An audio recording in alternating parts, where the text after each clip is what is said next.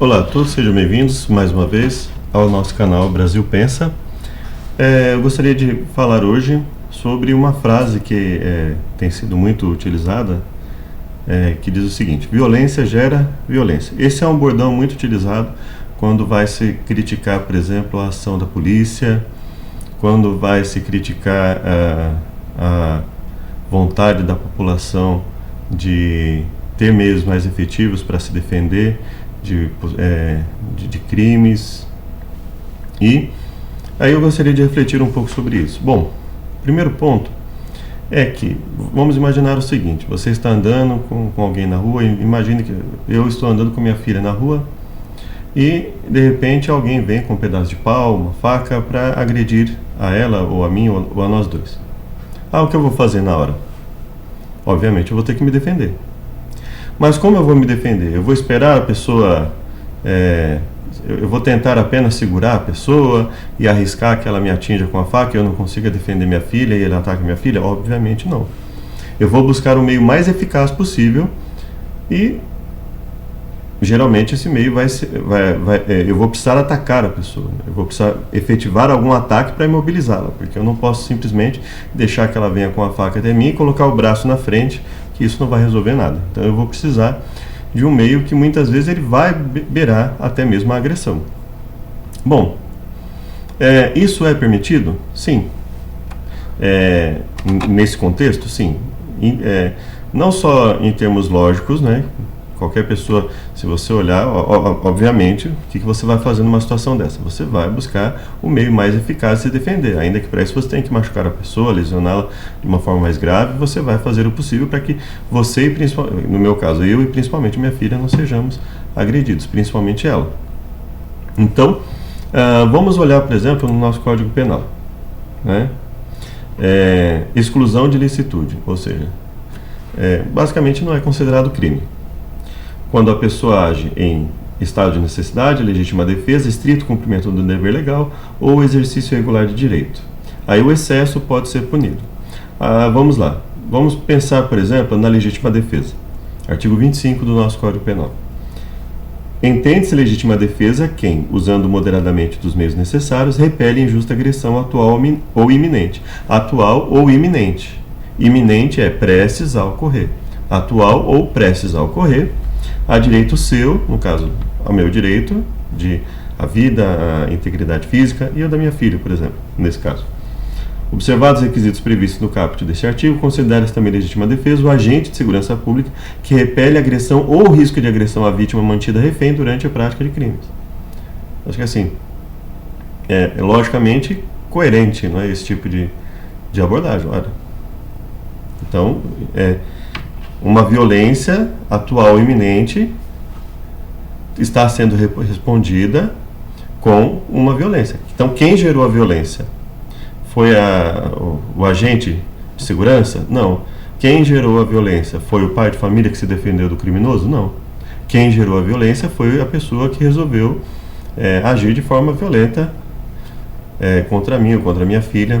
Isso poderia ser em qualquer contexto. A pessoa ela tem algum problema, a pessoa ela quer me assaltar e ela vem com agressividade, e aí de repente eu vejo que ela não vai ficar satisfeita em só levar os meus pertences, ou então a pessoa está dentro da minha casa e aí eu percebo que ela está agindo de uma forma que de repente, né, imagino, estou, né, com mulheres em casa, a pessoa está olhando para as mulheres, e aí como é que faz? Como a gente faz, né?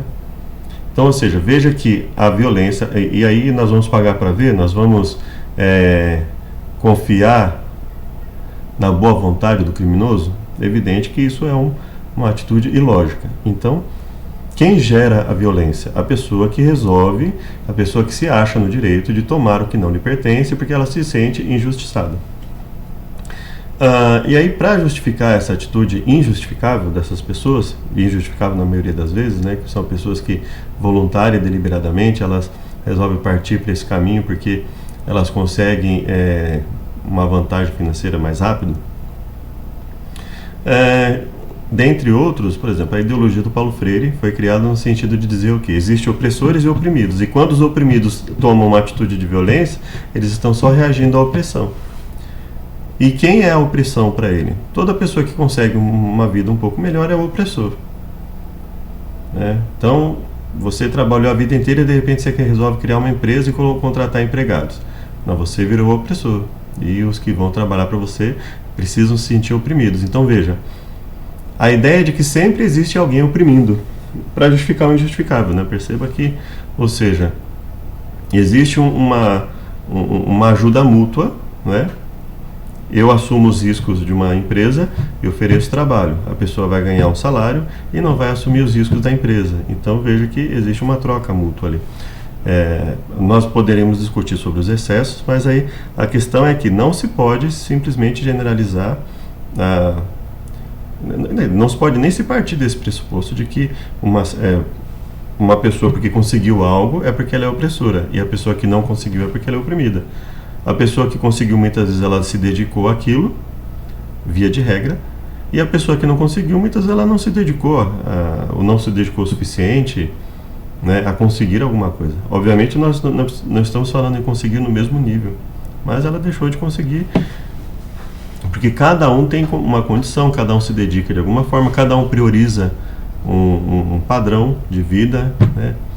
Uns priorizam o aspecto mais de relacionamento familiar, então não se preocupam tanto com ganhar cada vez mais, e cada um tem um padrão. Bom, agora vamos olhar, por exemplo, para a nossa Constituição. Artigo 5º, inciso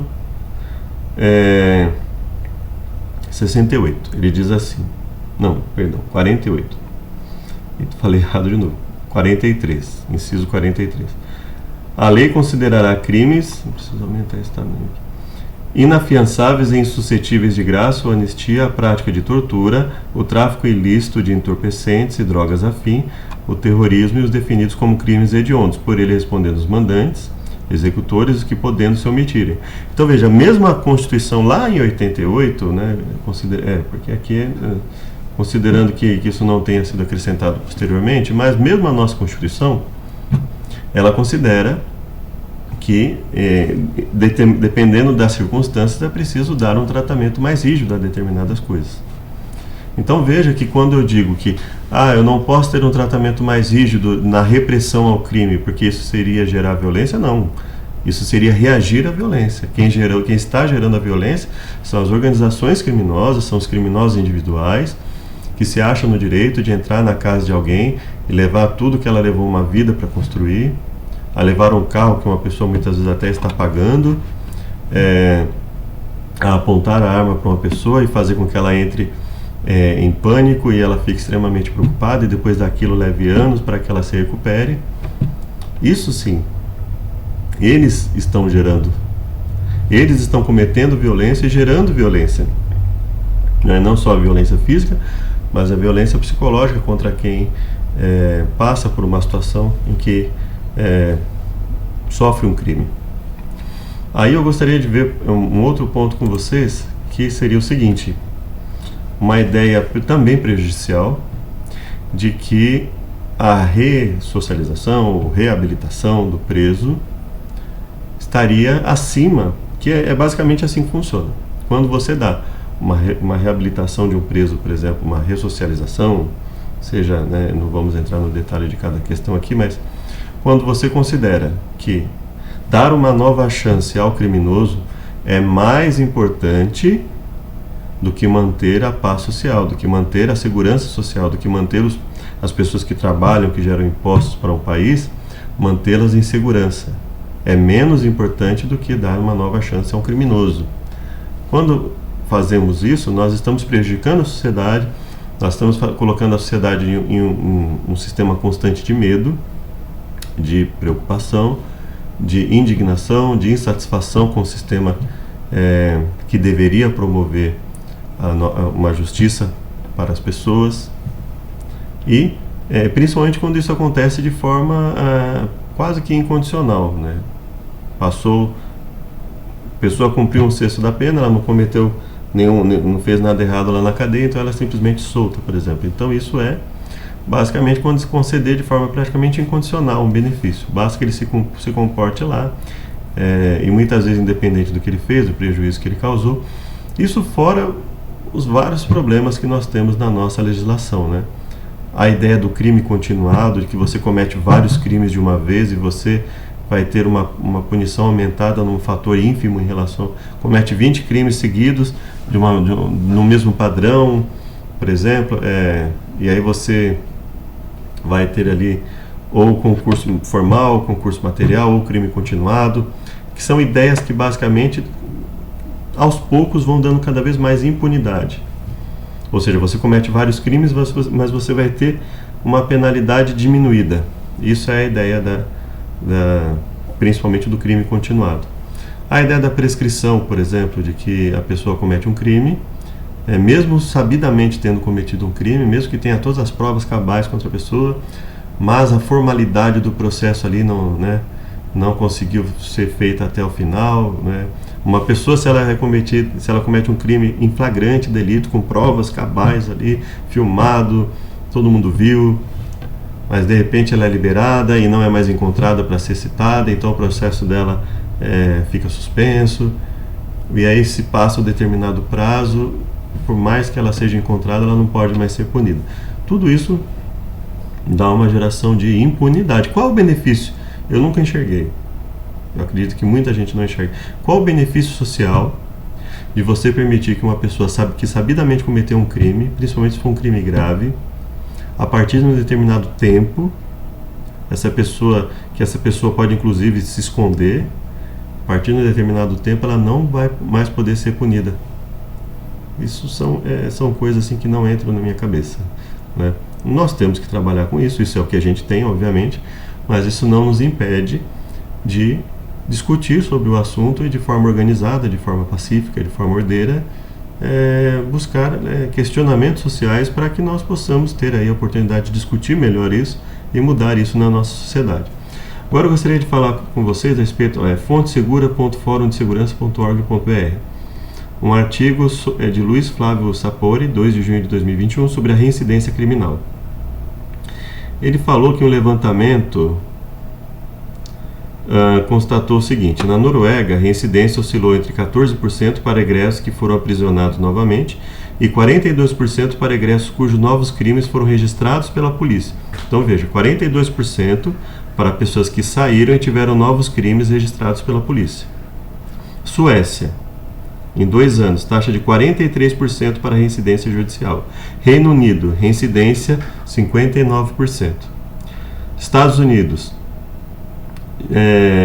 2010 a 2014, 67,8% dos 404.638 presos soltos em 2005 voltaram a ser detidos no prazo de 3 anos e 76,6% voltaram a ser detidos no prazo de 5 anos. Então, em até 5 anos, praticamente 3 em cada 4 criminosos voltaram a cometer crimes. Então você veja que quem está pagando por isso? A sociedade. O criminoso ele é liberado, ele volta a cometer crime, e aí ele é preso, aí é liberado e volta a cometer crime de novo. E aí quem está pagando por tudo isso? A sociedade, que vive num sistema de insegurança. Ou seja, imagine você sabendo que no prazo de 5 anos, vamos pensar aqui, 404.638, vamos pensar em 76%. Vamos pensar aqui, 300 mil pessoas que voltaram a cometer crimes. Ou seja, 300 mil crimes deixariam de ser cometidos simplesmente se essas pessoas não fossem liberadas, se não fosse dado o benefício da dúvida. Então veja, para beneficiar teoricamente 100 mil criminosos, você prejudicou no mínimo 300 mil pessoas na sociedade. No mínimo 300 mil, porque muitos desses crimes foram cometidos contra mais de uma pessoa, muitas dessas pessoas que voltaram a cometer crimes cometeram mais de um crime até serem pegas novamente. Então veja, quantas pessoas foram prejudicadas para se dar o benefício da dúvida para essas pessoas, sem um critério mais técnico, sem um critério mais coerente, em que a sociedade participe de uma forma cada vez mais ativa nessa discussão, porque somos nós que pagamos impostos, nós que, através dos nossos impostos, é que a máquina funciona. E aí imagine você saber que todo esse trabalho foi perdido porque se concedeu esse benefício para essas pessoas. Brasil. Os estudos Uma pesquisa realizada pelo CNJ permitiu concluir que 42,5% das pessoas adultas com processos criminais registrados no Tribunal de Justiça em 2015 reentraram no Poder Judiciário até dezembro de 2019. 42,5%, quase metade. Né? Um outro estudo em Minas Gerais, de 2008 a 2013, verificou o patamar de 51%. Então veja que isso porque nós estamos falando de reincidência é uma forma técnica, tá? Existe um período, a partir daquele período, de um determinado período, né? Até o próprio autor aqui, eu acho que ele colocou, né, a questão da reincidência, que é no artigo 63 do Código Penal. Verifica-se a reincidência quando o agente comete um novo crime depois de transitar em julgado a sentença que no país ou estrangeiro ou tenha condenado por crime anterior. Olha, reincidência quando o agente comete um novo crime depois de transitar em julgado a sentença. Então veja que ele está tratando de um aspecto técnico. Um crime cometido depois que transitou em julgado a sentença. Os crimes que ele cometeu no intervalo, aí tem um outro nome. Então você veja que o número ainda é muito maior, porque nós estamos falando de um aspecto técnico. Um crime que é cometido, um novo crime depois que transitou em... Então imagina o seguinte, ele cometeu um crime aqui, ele está sendo processado, aqui nesse intervalo ele cometeu outros crimes, tá? E aí depois que transitou em julgado a sentença dele aqui, ele cometeu outro crime. Então aqui ele cometeu 5 crimes no intervalo entre o crime e o trânsito da sentença. Cometeu 5 crimes. Só esse crime aqui que vai considerar como a reincidência. Os outros vão entrar em outro aspecto. Então você veja que a quantidade de pessoas que voltam a cometer crimes é muito grande. Então o Estado está falhando em ressocializar, em reabilitar. Não, não é que o Estado está falhando, é que a pessoa quer continuar a cometer crimes. Ela sabe que é errado, ela sabe que vai prejudicar uma série de pessoas no país. No Brasil, a maioria das pessoas não tem uma condição em que esteja sobrando dinheiro, sobrando bens para alguém chegar e levar. Todo mundo sabe disso, né? Então veja que não é o Estado está falhando, não é na reinserção, não. É a pessoa que ela quer cometer mesmo o crime, não é? Ela se acha no direito de entrar numa casa e levar tudo que está ali e vender para alguém e ostentar o dinheiro do crime e traficar drogas e assim sucessivamente. Não tem nada a ver com a questão o direito ele é feito para beneficiar a sociedade como um todo e não só a pessoa que comete crime. Então veja, quando eu percebo que as pessoas que estão saindo, elas estão voltando a cometer crime, o que eu tenho que fazer? Eu tenho que ser mais rígido com a soltura e não fizeram um caminho inverso, ou seja, inclusive o tal pacote anticrime que deveria enrijecer mais a questão, não fez nada de relevante em relação a isso. Pelo contrário, em muitos aspectos até prejudicou, tornou ainda mais engessado o processo judicial, prejudicando o sistema judiciário, por exemplo, né?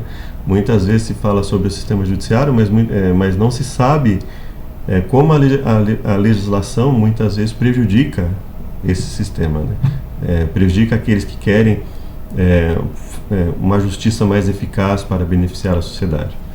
Então, é isso que eu gostaria de colocar para vocês. Ou seja, quem está cometendo a violência, né, é aquele que comete crimes, é aquele que, tendo condição de proteger mais a sociedade, fazendo leis mais eficazes, deixa de fazê-lo, e assim sucessivamente.